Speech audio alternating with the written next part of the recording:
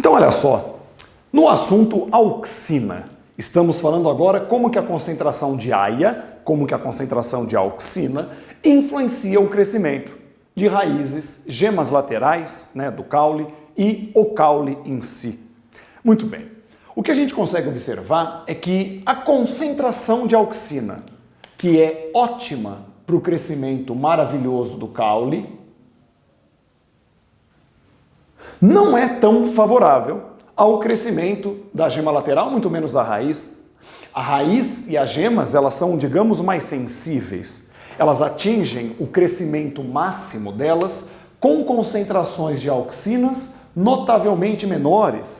E são concentrações de auxina que, na verdade, nem começam ainda a fazer cócega na influência sobre o caule.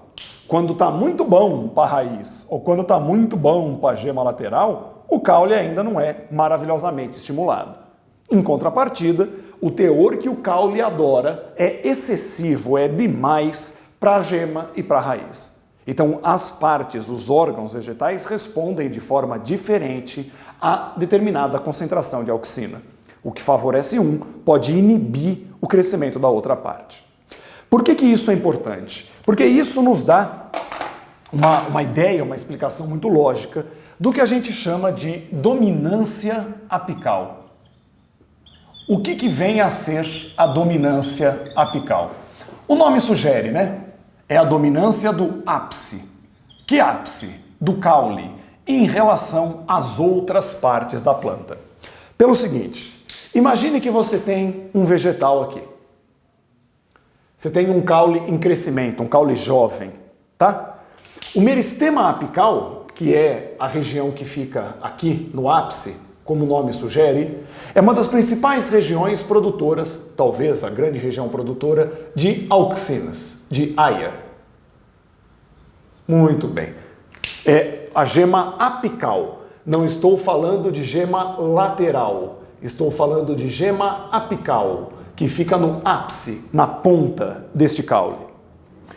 Isso significa que quando a gema apical está produzindo a quantidade que para ele caule é maravilhosa, a raiz está super inibida e as gemas laterais também estão.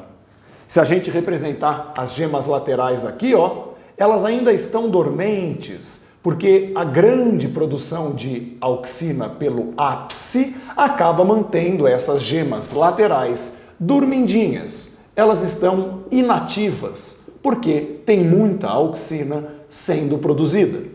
E num primeiro momento, não ter ramificações laterais para a planta é importante. Por quê? Porque a principal função de uma planta que recém-germinou, a principal função de um caule jovem, recém-saído de uma semente, é procurar a luz desesperadamente. Esse crescimento para cima tem que ser muito rápido, para que ela consiga literalmente o seu lugar ao sol ou a uma oferta luminosa que lhe seja condizente.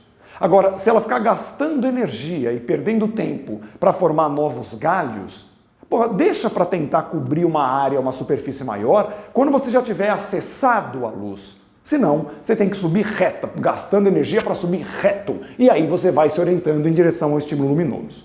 Depois, tudo bem, você aumenta a cobertura, você aumenta a sua área, ramificando galhos. Mas o primeiro crescimento, ele é retilíneo, vamos dizer assim. Ele não é de dispersão. Num primeiro momento, é interessante que essas gemas fiquem quietinhas, que elas não formem galhos para os lados, para que você concentre energia e mantenha o foco no crescimento para cima. E aí o ápice jovem, produtor de muita auxina, favorece essa estilingada, esse crescimento maior do caule.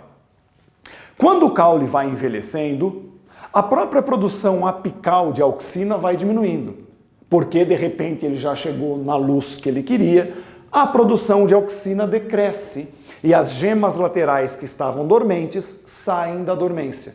A gente diz que deixa de existir a dominância apical. Diminui a auxina, essas gemas se libertam do freio que elas tinham e aí elas começam a ramificar. É claro que na prática, em técnicas de jardinagem, por exemplo, você não precisa esperar um caule muito produtor de auxina envelhecer. Você pode acelerar o processo. Como? fazendo a famosa técnica de poda. Se você podar as gemas apicais, se você cortar os ápices, você retira a zona que provoca a dominância apical. E aí você vai ter um caule segmentado, sem problema nenhum. Olha aqui, ele foi cortado, né? Esta parte apical foi descartada. E as gemas laterais, que estavam mantidas inibidas, agora despertam. E essas gemas, agora funcionais, começam a produzir ramos cheios de novas folhagens, que podem dar novos frutos, e aí o seu vegetal começa a crescer maravilhosamente bem, formando mais daquela flor, por exemplo, que o mercado tanto quer. Tá certo? Dominância apical. Hora que você corta a gema apical produtora, as laterais se manifestam, as laterais germinam, porque deixa de existir um nível de auxina que é inibitório para elas. Tá bom? Outras consequências desta relação aqui, ó. Agora a gente pode manter o nosso foco no caule. Vamos falar do caule, vai ser importante, e também da raiz. Então vamos lá. Por exemplo, imagine um vegetal. Vamos colocá-lo aqui, ó. Você tem a parte do caule, aí você tem a parte da raiz dele aqui. Imagine que ele seja quase um cilindro, ele parece uma baguete. Aqui, né? Ó, o nosso querido caule e a nossa querida raiz aqui. Tá bom? Vamos imaginar também que a gente promova uma iluminação unilateral. Pois é. Vamos colocar aqui luz. Vamos iluminar deste lado só, ó. Tanto o caule como a raiz estão ganhando experimentalmente luz só por um lado. Essa raiz ela não está enterrada, tá? Ela está experimentalmente exposta. O que a gente sabe hoje? Que quando você ilumina unilateralmente as estruturas, a auxina produzida, principalmente nos meristemas apicais, entre aspas, foge da luz. A auxina, o aia, não gosta de luminosidade e ele tende a se acumular, a se concentrar do lado não iluminado. Qual é a consequência disso?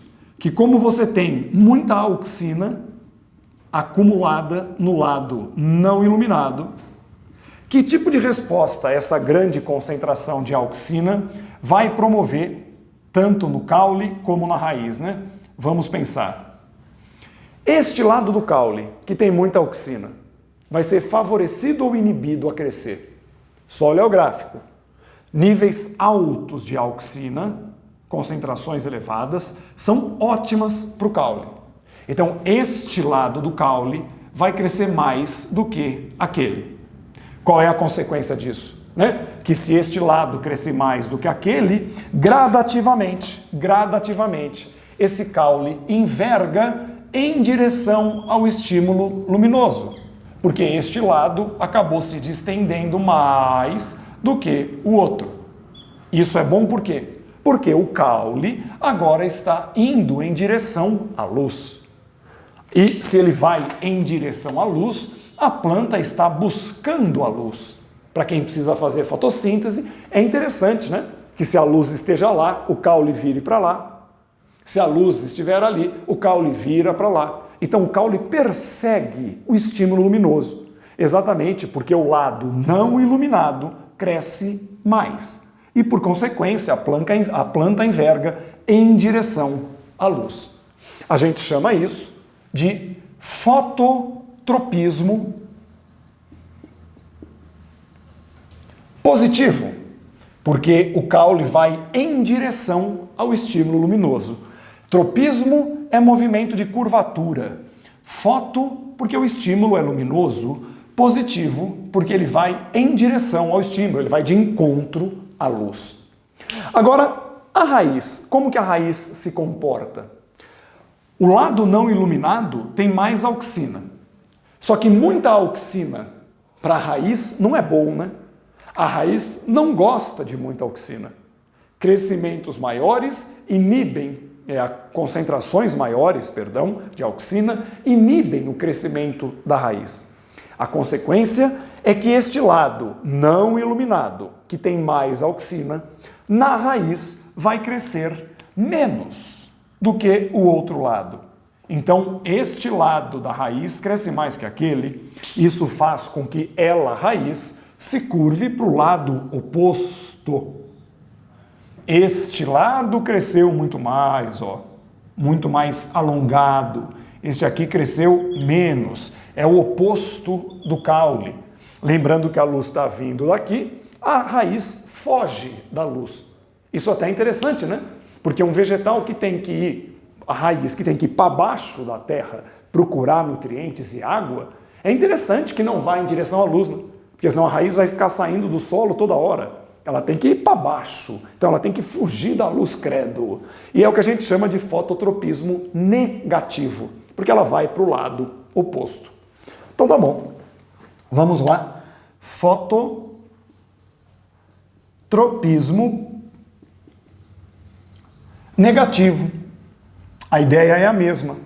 Um movimento de curvatura, um tropismo, orientado pela luz, pelo aspecto fótico, mas que para a raiz faz com que ela vire para o outro lado.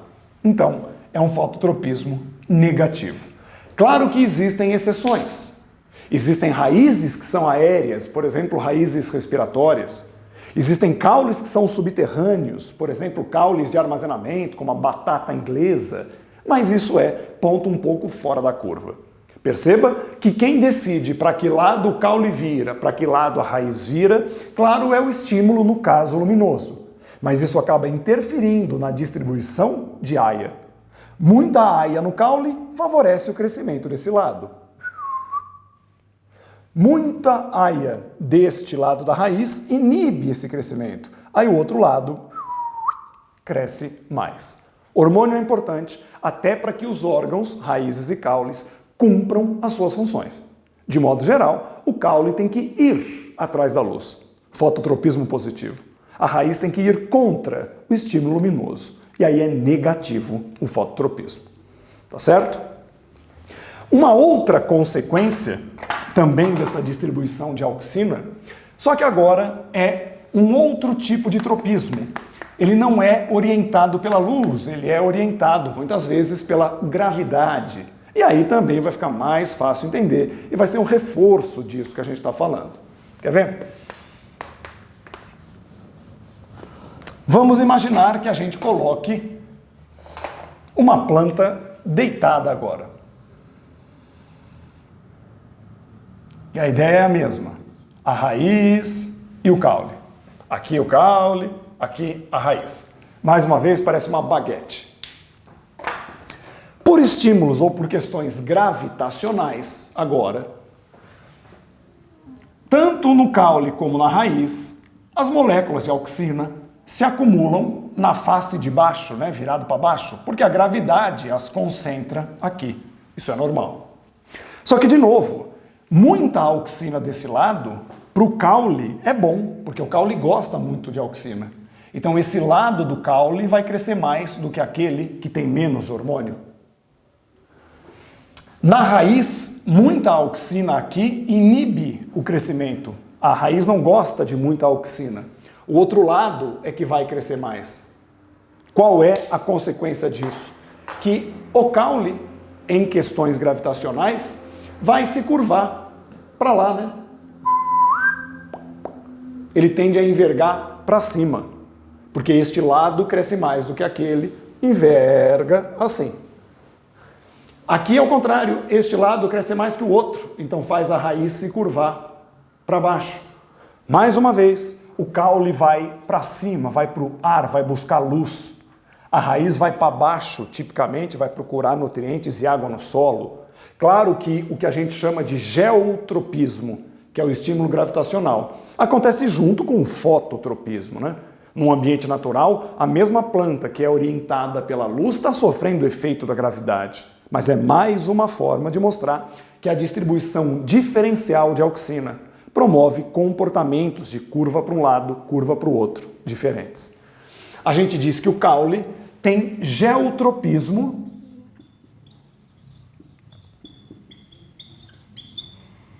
negativo, porque ele vai contra o estímulo gravitacional, ele vai para cima. A raiz, ela tem geotropismo positivo, porque ela vai em direção ao estímulo gravitacional. Ela respeita, por assim dizer, a gravidade. É o contrário do tropismo promovido pela luz, né? E aí você falou, Caio, eu tive uma ideia.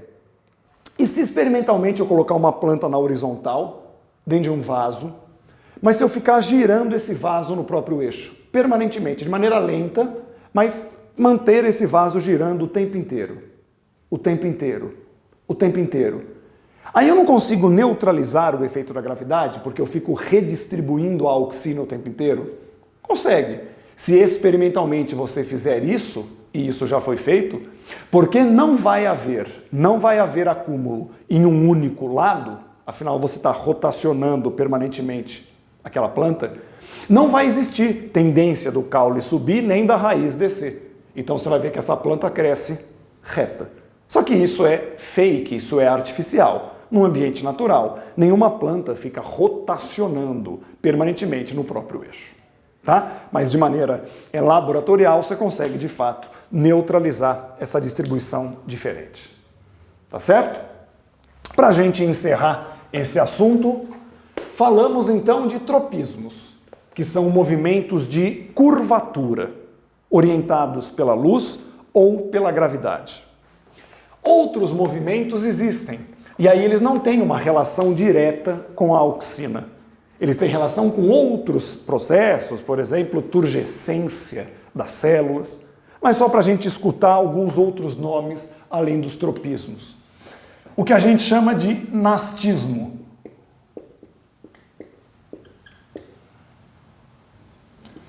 O nastismo, ele é um movimento também vegetal, mas ele não é propriamente orientado. Independentemente de onde venha o estímulo, o nastismo acontece, ele é padronizado. Por exemplo, plantas que durante a noite abrem e fecham. Aí na noite seguinte abre e fecha.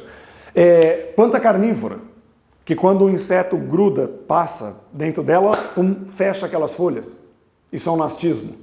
E não importa de onde o inseto venha, né? Se ele encostar no número X de estruturas lá sensoriais, ela fecha.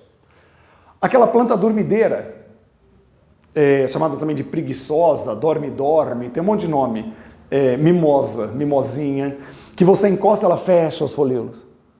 Aí depois ela abre. Aí você encosta, ela fecha os folíolos. Depois ela abre.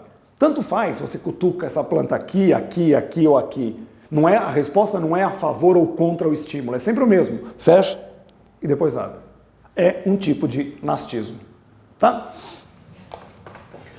Um outro tipo de movimento, só que esse aqui é diferente dos outros, é o que a gente chama de tactismo. Por que o tactismo é diferente? Porque o tactismo envolve deslocamento.